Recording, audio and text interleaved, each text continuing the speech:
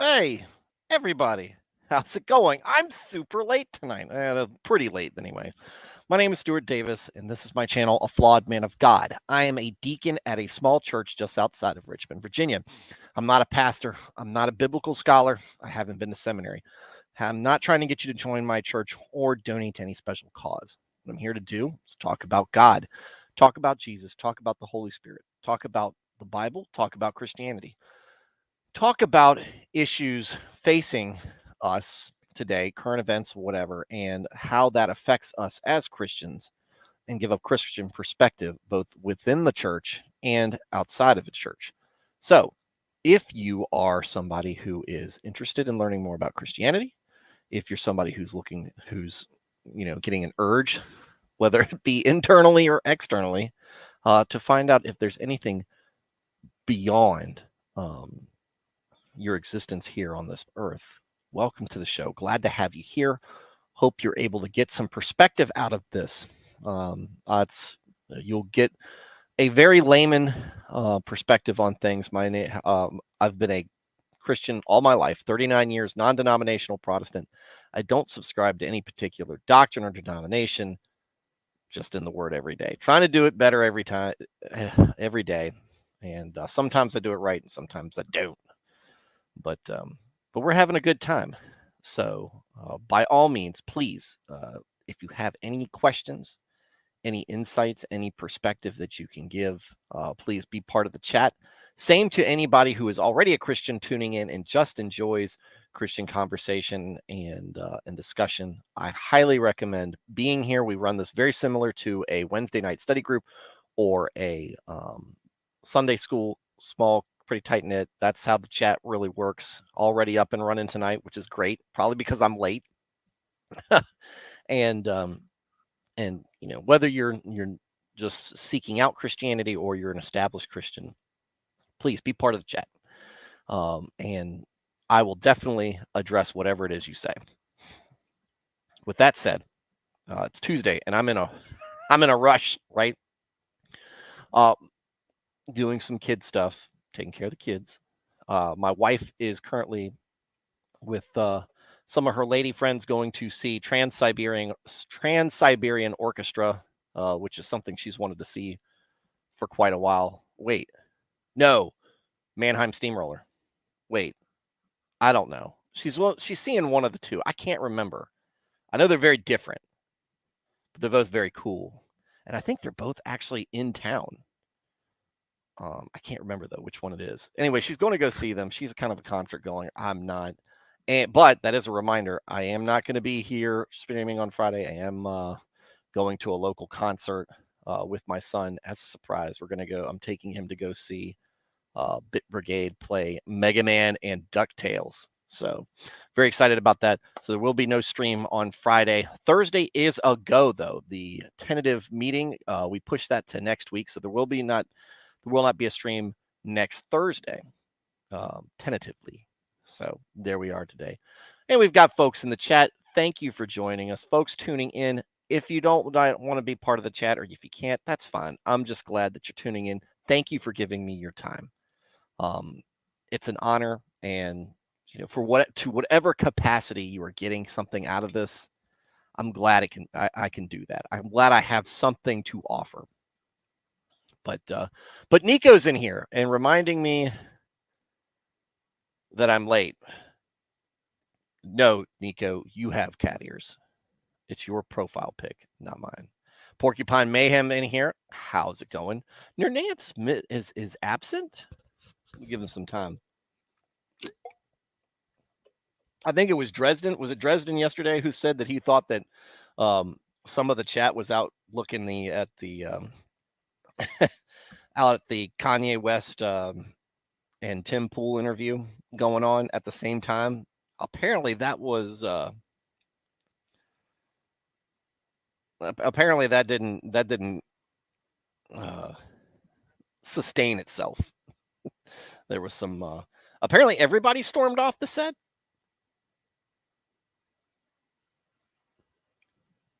Yay. It's yay. Anyway, so whatever. That's their drama. It's unrelated to this show, but it's an interesting look. Um, there is there are troubling things that happen in this world, right? All the way down to people. You were watching Jim Porcupine. Gotcha. Anyway, so I had to because my wife was at her is at her concert. I'm tending to the kids. It's good. It's good to It's good to be flexible. Let your let your spouse go out and have some time with their friends. I do it, and I don't get any grief from my wife, and she does it, and she doesn't get any grief from me. I trust the people we go with are all people that we trust anyway. So we know it's not going to be somebody who's going to be a negative influence or anything. You do have to watch out. There's a lot of times people have within their friend circles the one who's looking for trouble in whatever capacity, right? And luckily we don't really have that. You shouldn't, right? I mean, there's always like the mischievous part of things. You're always going to have somebody. I mean, I'm kind of the I'm kind of the practical joker in the group, but when everything has very very specific boundaries um, when you're within a church friendships, and so all the people that we generally hang out with are people that we go to church with, and we got our family members, but we hang out with our family looks out for each other. So same thing with our friend groups. That's what you want. Those are people who are really your friends, not people necessarily that you enjoy spending time with, but it's people that you trust to be by your side and have a good time with them. So otherwise go as a couple. But last night was a good stream. Kind of light on most of the commentary, but Nico was holding it down, and Alias a little bit, Dresden a little bit. Dresden was a little more talkative than he usually is. He's probably tuning in right now. I always assume Dresden is watching. I always assume John Smoth is watching. I always assume a couple of others are watching. But you know who I miss? I really miss, aside from Wild Weeb, really miss Blaine. I need to get him back. He's on Japan time because he's in Japan, like a nerd. But I would love to see him back in the chat. So, but things are going to get interesting tonight in our readings. I was tweeting with Bible Bash today because they had put up a they put up a question. It was kind of a poll, but it kind of wasn't. He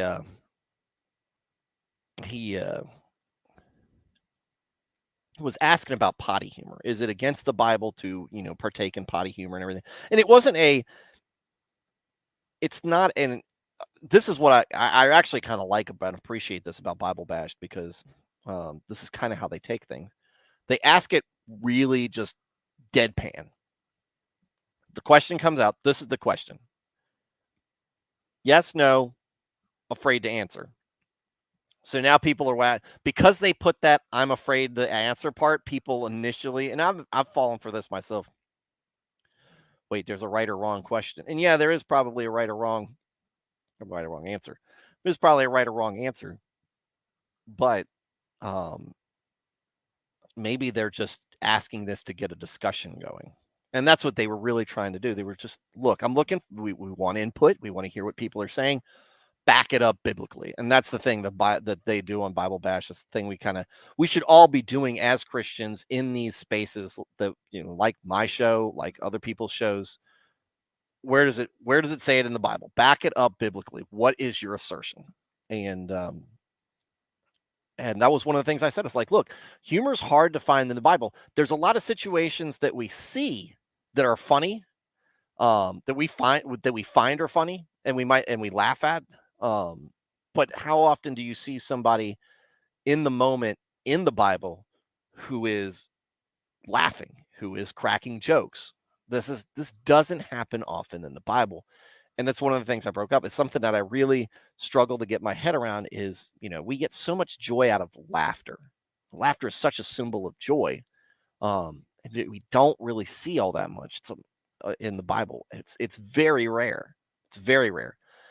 Somebody brought one guy took this whole thing. Nothing I said. I wasn't actually involved in this for once. He took what they were saying, asking, um, almost intentionally the wrong way, and just wanted to be upset about something. And it's just like, oh, well, you're not being really earnest in your questions or whatever. It was nice, and he said that too.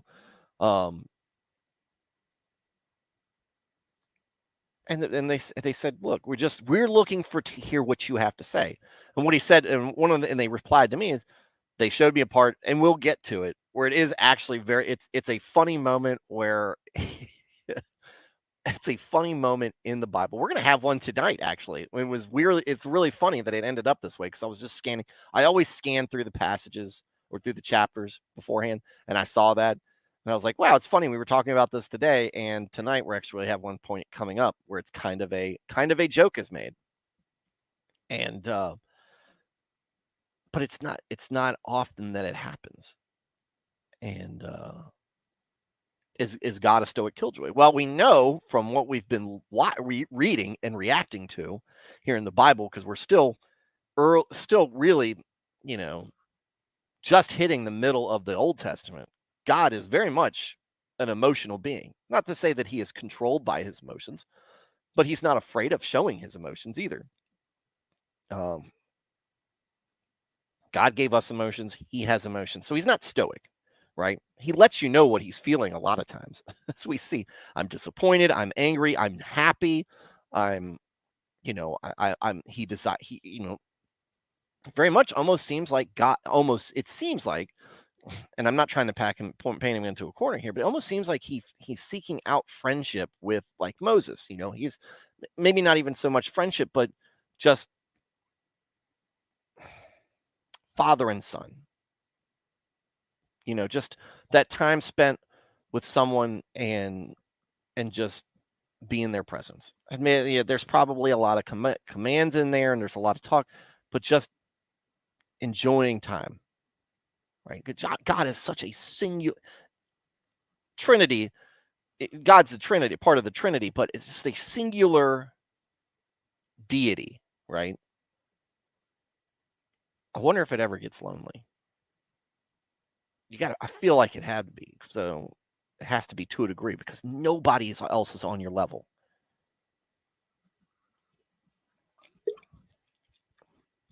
But so I said, no, he's not stoic, and he's not a killjoy, because he brings joy. Look, we're in a joyful. Oh, I remember something I was going to read tonight. I'm sorry, I'm being very ADHD right now.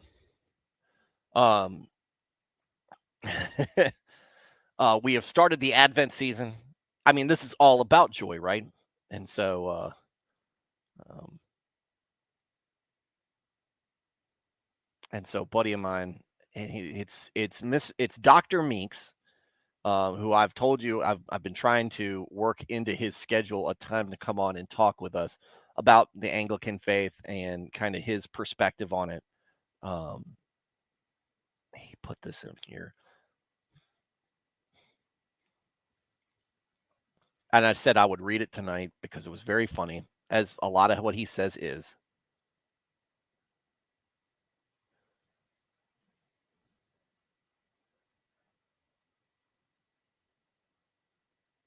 And let me share it. But before I get there, let me Nico. Yes, Japan has kidnapped our plane. We want him back. Don't make us come and get him. You know what happened last time. Nico, now that you mentioned the Bible is pretty dry in jokes, it is. It is. Now, there's going to be some Proverbs is kind of funny. Proverbs is kind of funny just because of it's very much like almost situational and almost from experience, you laugh because, man, I've been in that situation before, or laugh and be like, oh man, I can't believe that actually happened. But yeah. All right. Sorry, I've been bouncing around. That's what happens, I think, when I get in a rush. I start to bounce. Let's see.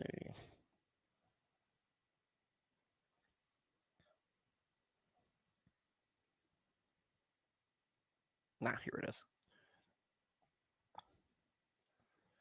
Dr. Meeks, Brandon Meeks. Hang on a second.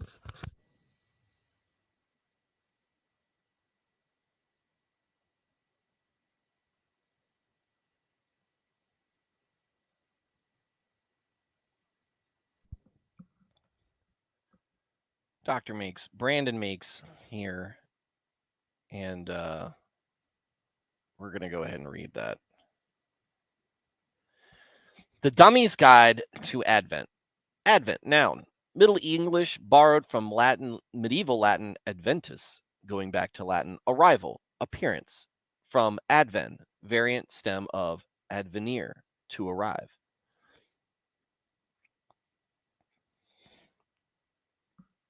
Definitions of Advent. 1. Advent marks the beginning of a new liturgical year, starting 4 Sundays before Christmas. It is so named because it is a time which commemorates the incarnation of and Christ's holy nativity.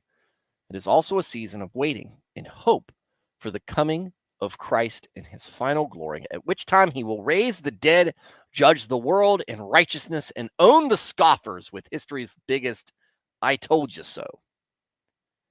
Now, A, in most liturgical traditions, Advent is, quote, observed, end quote, rather than, quote, celebrated, end quote. It is viewed as a quasi-penitential season, appropriate times of fasting, prayer, and self-subjugation to Hallmark Channel holiday specials are acceptable forms of penance and devotion. Ugly sweaters are marks of piety, the modern equivalent of sackcloth. As we talked about sackcloth last night. Purple and blue are the traditional colors of this liturgical season. Some insist on purple. According to the earliest records, such persons were called fusspots, from the Old English sticks up your arses. Blue is the color of moderates, the color of not being as deep. It represents a lighter wound to the body of flesh since it denotes a lighter form of fasting than that of Lent. Mostly it means only having a single shot of whiskey in one's eggnog. Teetotalers. C. Advent is a time when low church evangelicals are routinely harassed for the sake of the one holy Catholic and apostolic faith. Their carols are silenced, their holiday cheer is treated like the pagan hell that it is, and their lighted trees are sometimes captured and held hostage until 11:30 p.m. on Christmas Eve. This is all especially hard on the Baptists who have, quote, hanging of the greens, end quote. We do that. And multiple viewings of Elf and Ernest Saves Christmas. Classic. Elf, Ernest Saves Christmas as their only annual forays into liturgy. D. Advent is customarily observed by singing the 2 or 3 Advent hymns we actually know. O come, Emmanuel. Come, thou long expected Jesus. And whatever that other one is, one forgets. E. Advent is observed by all of those who truly love Jesus, spanning the doctrinal divides of Christendom. Roman Catholics, Orthodox Lutherans, Anglicans, retailers. Some people make wreaths and light candles. I do not make wreaths, but some people do make wreaths. Okay. I just do the candles in the solemnity. And there you have it. Part 2 is coming. So this is No Jesuit Tricks on Twitter. This is Dr. Brandon Meeks. This is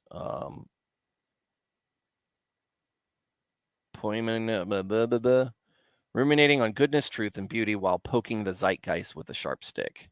It's basically, to me, a lighter form of Lutheran satire. He is wholesome. he is super wholesome in what he writes. Very much in the Southern tradition. He is unashamedly Alabama native, or Alabama country, Alabama Southern, and good man. He's a good man. All right. Porcupine Mayhem. Being raised LCMS, Lutheran Church, Missouri Synod, but now in a non-denominational church, I miss the church seasons, the change in hymns, the optimism of Christ's coming liturgy. As I said, look, mad respect to the LCMS specifically, because I think they're one of the better Lutheran groups out there when it comes to holding fast to fundamentals. They're still struggling like everybody else with the modernists, but they're doing what they can. And but Christmas at church, if you are going to start coming to church, this is the most beautiful time, aesthetically, hope and hope and everything. Easter is a different feel. It's a different type of hope. To me, Easter is more something that you're going to get if you already have kind of a grasp on Christianity, because you understand, while the death is horrific and deeply troubling that it had to happen, we also realize that this is part of the promise for us. And in that horrific event, we are given our salvation, and in the resurrection of Christ, we have the proof, all the proof we needed, if we needed any more than that.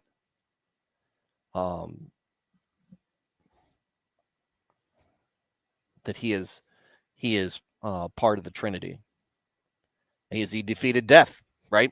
Not just for people like Lazarus, but himself. And he fulfills the prophecies, which we haven't gotten into yet. We haven't gotten into them yet, but we will. Christmas is a little bit different, because Christmas is a good play time to get in it for as a beginner, because of the lights, because of the greens, because of the joyful music, because we're looking at birth, right? We're talking about an arrival, the arrival of a baby in modest and humble surroundings. How Christ arrives, but it is to all this fanfare. The angels, you have a host of different people, from shepherds to angels to the king. The wise men weren't there at the birth; they came later. But all these people basically noticing what's happened, and the fear that overcomes those that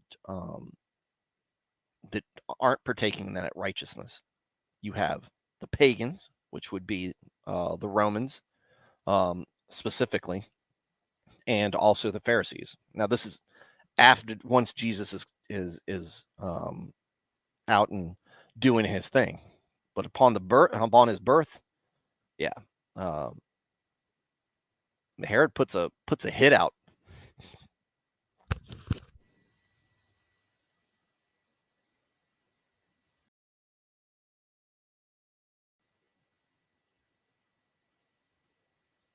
He puts a hit out on folks. So, Porcupine, LCMS and Wisconsin Synod are the more Bible-driven, less culture-driven, and that's what you want to see. So, all right. Without further ado, because we're about a half hour in, let's get to talking tonight. So last night we were talking about David on the cusp of uniting Jerusalem together in a very peaceful, stress-free way. He had gotten Abner. Abner had actually approached him because Ishbosheth, who we're going to call Ish because it's easier for me to say, and we all know who I'm talking about. Ish had basically castigated him and accused him of doing things which we don't know were even true or not, but just and Abner was like, God promised all this stuff to David, so maybe I should just take my stuff and go and see him. Ish didn't do it. Ish got quiet at that point. And Abner still, talked to the elders. Elders were backing David, and Abner said, "Look, I can hand you Israel over on a silver platter," and David takes it. And what ends up happening is Abner ends up getting murdered by some people within David's court. Abner had killed their brother in battle, and they decided to murder him in cold blood as a result. And David David laid a curse on them. So that's where we're all at on things. And so let's figure out what happens next. Ishbosheth murdered. Okay, well, we're going to start off pretty much with a spoiler here. When Ish, son of Saul, had heard that Abner had died in Hebron, he lost courage. I guess he didn't know. And all Israel became alarmed. Now Saul's son had two men who were leaders of raiding bands. One was named Baanah and the other Rechab. They were sons of Rimmon the Beerothite from the tribe of Benjamin. Beeroth is considered part of Benjamin because the people of Beeroth fled to Gittaim and have resided there as foreigners to this day. Jonathan, son of Saul, who had a son who was lame in both feet, he was 5 years old when the news about Saul and Jonathan came from Jezreel. His nurse picked him up and fled, but as she hurried to leave, he fell and became disabled. His name was Mephibosheth. Mephibosheth. No wonder he fell. I can't even say his name without tripping up. Now Rechab and Rana, the sons of Rimmon the Beerothite, set out for the house of Ish, and they arrived there in the heat of the day while he was taking his noonday rest. Just taking a nap, little siesta. They went into the inner part of the house as if to get some wheat, and they stabbed him in the stomach. Then Rechab and his brother Baanah slipped away. Did they say why he did that? This gets written. You were thinking I'm ADHD. This chapter is ADHD. Look, all right, so we're talking about Ish because that makes sense. He gets word that Abner died. Then we hear, okay, well, he's got two leaders of raiding bands. Okay, that's going in. And we talk a little bit about who Beeroth is. Then we talk about this son of Saul, or the grandson of Saul, who was the son of Jonathan, and being disabled and 5 years old. And then we come back to the raiding party leaders who just come in during a nap and stab him, and that's it.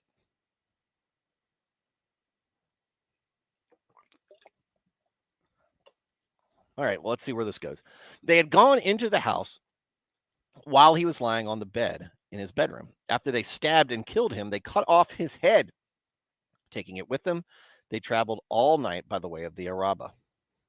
They brought the head of Ish to David at Hebron and said to the king, "Here is the head of Ish, son of Saul, your enemy, who tried to kill you.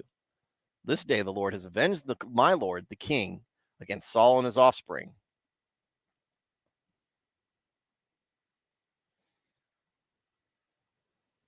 Let's see. Last time something like this happened, let's see how it compares. David answered Rechab and his brother Baanah, the sons of Rimmon the Beerothite, "As surely as the Lord lives, who has delivered me out of every trouble. When someone told me Saul is dead and I thought he was bringing good news, I seized him and put him to death in Ziklag. That was the reward I gave him for his news. How much more when wicked men have killed an innocent man in his own house and on his own bed? Should I not now demand his blood from your hand and rid the earth of you?" There's what I'm talking about. So now we know why. It's an opportunity, right? Look, raiding bands, probably not the best guys out there. Probably not the most reputable folks. Probably not the most scrupulous folks. They sneak in and kill him, and they bring a head to David. Now, maybe they don't pay attention. But if I knew what happened to the messenger who brought news of Saul's death, I wouldn't be doing this. Who knows? Maybe they really needed that money, though. I don't know. So David gave an order to his men, and they killed him. They cut off their hands and feet and hung the bodies by the pool in Hebron. But they took the head of Ish and buried it in Abner's tomb at Hebron.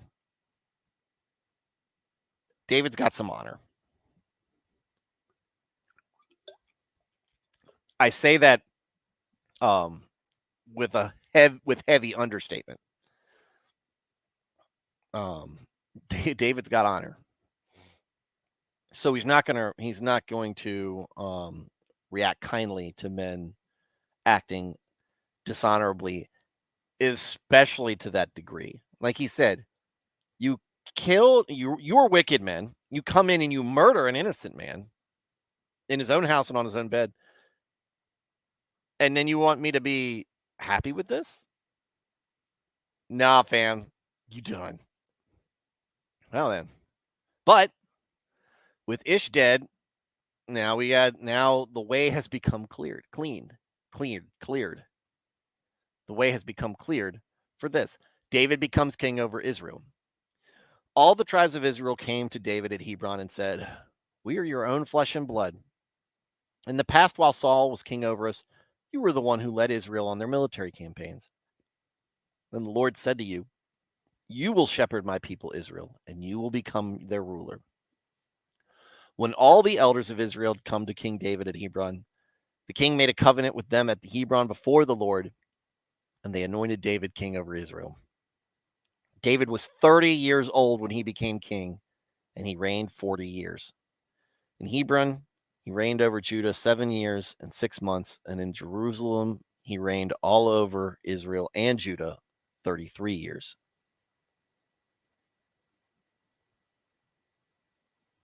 And here we go. David conquers Jerusalem. The king and his men marched to Jerusalem to attack the Jebusites who lived there. Jerusalem, yeah, it's kind of the capital, I think. Jerusalem to attack the Jebusites who lived there. The Jebusites said to David, "You will not get in here. Even the blind and the lame can ward you off." They thought, David cannot get in here. Nevertheless, David captured the fortress of Zion, which is the city of David. Oh, snap. And here we go. And on that day, David had said, "Anyone who conquers the Jebusites will have to use the water shaft to reach those lame and blind who are David's enemies." And that is why they said, "The blind and lame will not enter the palace." That's a joke, guys. That's hilarious. First off, what are the Jebusites doing here? You think you just gonna ward him off? Have you any idea? I guess they were feeling their oats because Joshua hadn't taken him out, which he should have. They figure if Joshua wasn't able to get him out, David wasn't going to be able to get him out. Well, you got another thing coming. David then took up residence in the fortress and called it the City of David. He built up the area around it from the terraces inward, and he became more and more powerful because the Lord God Almighty was with him. Now Hiram, king of Tyre, sent envoys to David along with cedar logs and carpenters and stonemasons, and they built a palace for David. Then David knew that the Lord had established him as king over Israel and had exalted his kingdom for the sake of his people Israel. After he left Hebron, David took more concubines and wives in Jerusalem, and more sons and daughters were born to him. These are the names of the children born to him there: Shemua, Shobab, Nathan, Solomon, Ibhar, Elishua, Nepheg, Japhia, Elishama, Eliada, and Eliphalet. Eliphalet, I think.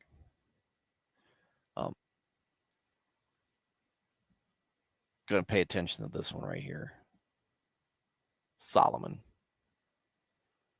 So, but David's getting busy. I wonder if that's all the kids he had. Don't know. But basically, it's like, look, I'm king now. I'm king now. Give me them women's. Now, I don't understand necessarily what the biblical legality of concubines are, but the wives part is still acceptable. But as we learn, it doesn't end up boding well for anybody involved. David's a dirty old man. But apparently God is on his side, but it's not the first. This right here is your foreshadowing for problems that we're going to have later. If this is kind of a look into what our flaws are,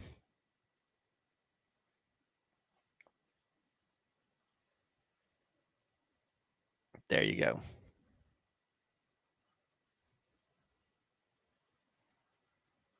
Porcupine said, so David is saying, I don't need you to fight my personal battles to dishonor his name. Or else, yeah. Yeah. David defeats the Philistines because God said this was all going to happen. When the Philistines heard that David had been anointed king over Israel, they went up in full force to search for him. Would you lose him? Would you forget where Israel was? But David heard about it and then went down to the stronghold. Now the Philistines had come and spread out in the valley of Rephaim. So David inquired of the Lord, shall I go and attack the Philistines? Will you deliver them into my hands? The Lord answered him, go, for I will surely deliver the Philistines into your hands. So David went to Baal Perazim, and there he defeated them. He said, as water breaks out, the Lord has broken out against my enemies before me. So that place was called Baal Perazim. The Philistines abandoned their idols there, and David and his men carried them off. Once more, the Philistines came up and spread out in the valley of Rephaim. So David inquired of the Lord, and he answered, do not go straight up, but circle around behind them and attack them in front of the poplar trees. As soon as you hear the sound of marching in the tops of the poplar trees, move quickly, because that will mean the Lord has gone out in front of you to strike the Philistine army. So David did as the Lord commanded him, and he struck down the Philistines all the way from Gibeon to Gezer.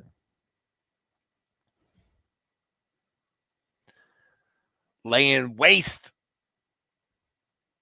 And that's what he does. And this is what we see. This is what we see from David: a genuine love for the Lord, and in a very real sense, the kind of love for the Lord that we should all hope to have in some capacity. Faith, and not just love that, the kind of love that drives you to want to do him honor.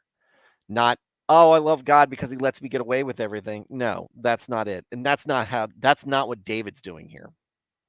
That is not a man after God's own heart. David truly loves God in a way that he respects him, honors him, wants to do right, wants to be better because of him, gives glory to God, gives him his due respect, and understands the assignment. I could go, but before I commit the Israelites into battle, maybe I should talk to God first. Are you with me? Yes, I'm with you. Go. Okay. Does what he saw. Second time, do not go straight. Here's the thing. How many times have we seen God give somebody instructions and they didn't do it? Exactly that, because they go, well, we could do it this way.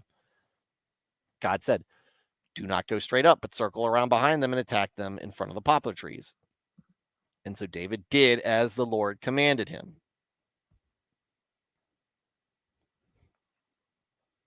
And there you go.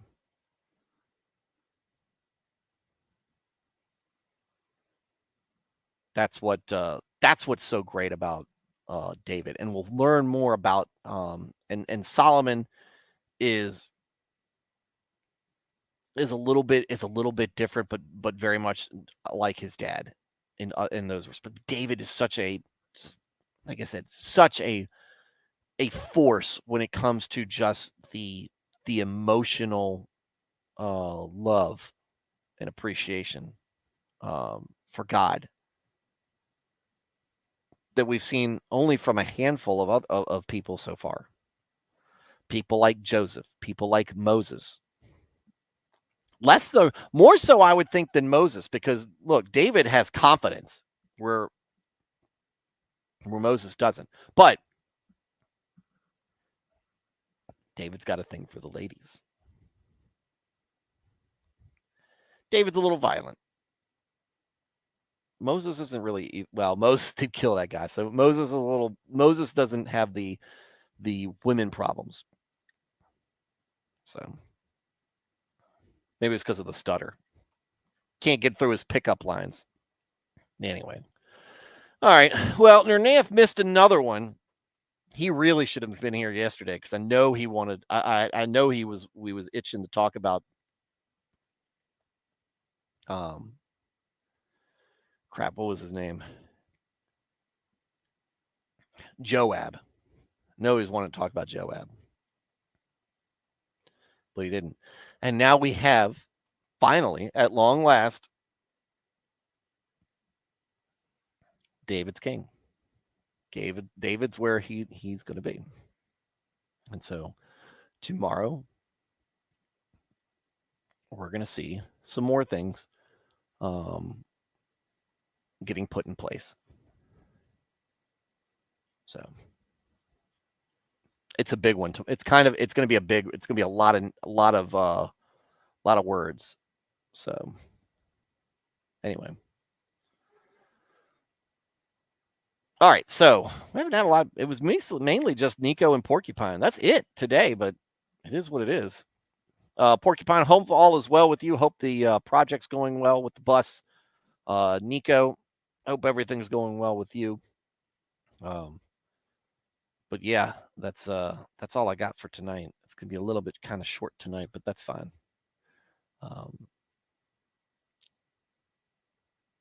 Just glad you guys are here. So, all right, guys. Nico, Porcupine, Wild Weeb, wherever you are, Blaine out there in Japan somewhere, Nernath, just kind of flaking out on us. Anyway, guys, have a great night and God bless. See you tomorrow.